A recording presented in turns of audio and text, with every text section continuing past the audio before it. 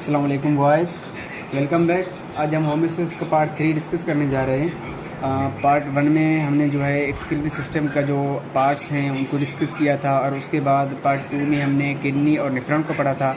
आज हम किडनी का जो मेन फंक्शन है जिसमें यूराइन बनता है, हम उस पूरे प्रोसेस को आज पढ़ेंगे। तो चलो हम इस बात को डिस्कस करते हैं। तो जो हमारी यूराइन बनती है तो उस यूराइन का जो कंप्लीट प्रोसेस है वो 3 मरहलों से गुजरकर आगे हमारी यूराइन कंप्लीट बन जाती है। सबसे पहला जो प्रोसेस है उसको हम कहते हैं ग्लोमुलर फिल्ट्रेशन।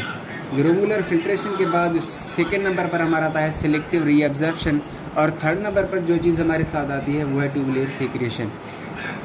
तो बेसिकली होता क्या है, जैसे हमारे आर्टरी से ब्लड आती है तो आर्टरियोल्स के ज़रिए से एफरेंट में आएगी, एफरेंट के ज़रिए हमारी जो है ग्लोमुलर्स में आएगी।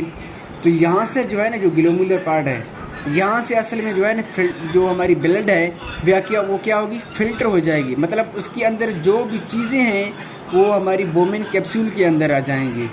ठीक है, बोमेन कैप्सूल के अंदर आ जाएंगी और उसके बाद जो बच गई चीज़ें हैं वो ब्लड के साथ बाहर चली जाएंगी।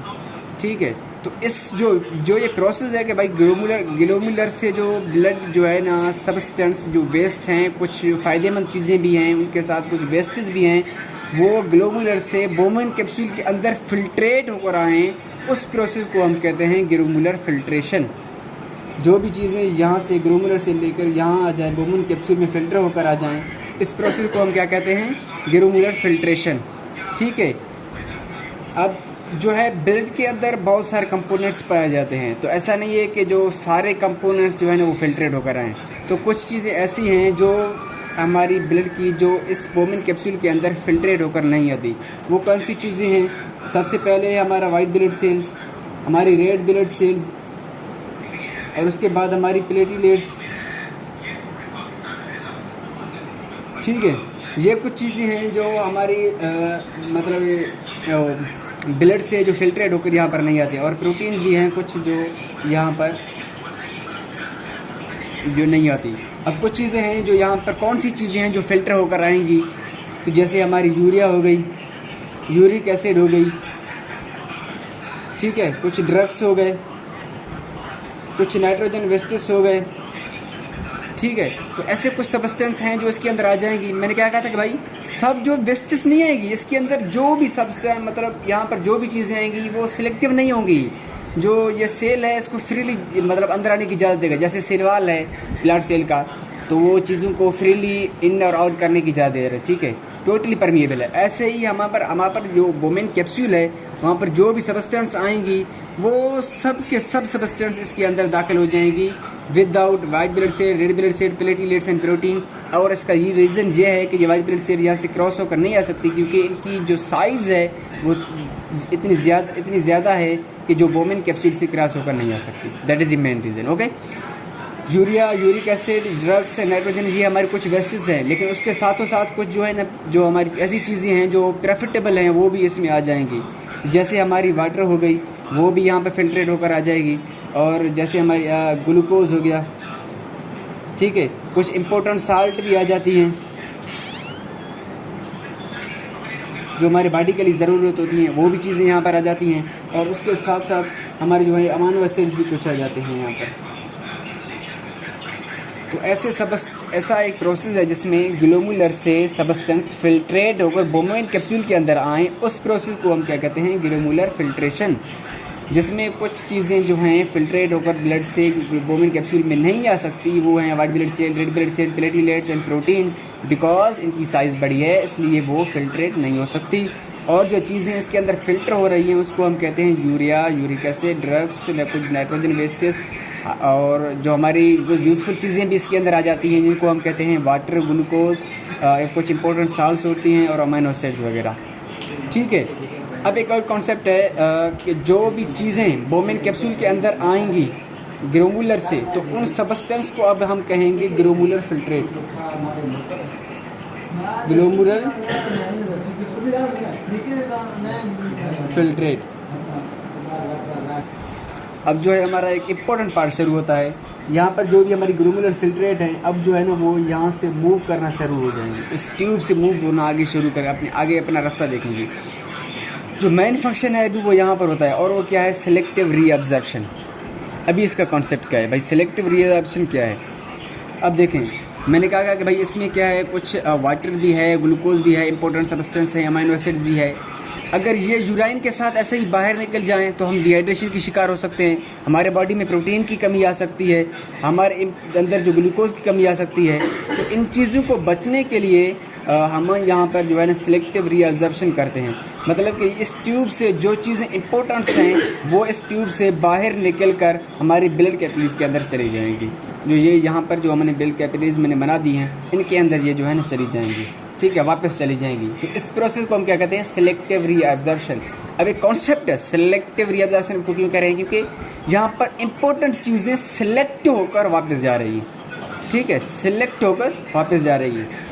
तो जैसे ही ब्लड जो हमारी जो यहाँ पर जो वेस्टेज हैं, जैसे ही पीसीटी में पहुँचेगी तो ऑलमोस्ट इस सॉल्यूशन में इसमें से 70% जो सॉल्यूशन है वो रीअब्जॉर्ब हो जाएगी।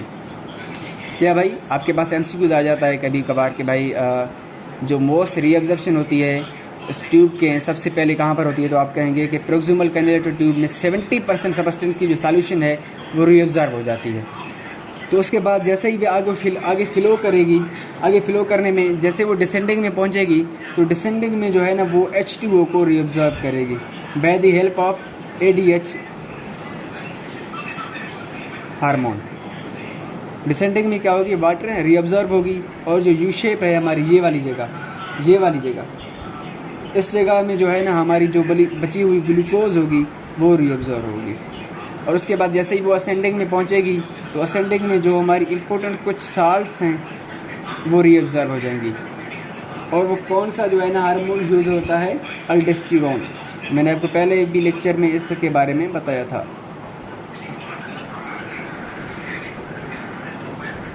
ठीक है, होप यू गॉट दिस। और जैसे ही हमारी डिसेंडिंग में बच जाएगी तो जो भी थोड़ा बहुत बचा हुआ पानी होगा वो इसमें से क्या हो जाएगा, रीअब्जॉर्ब हो जाएगा। रिमेनिंग वाटर हम लिख देते हैं।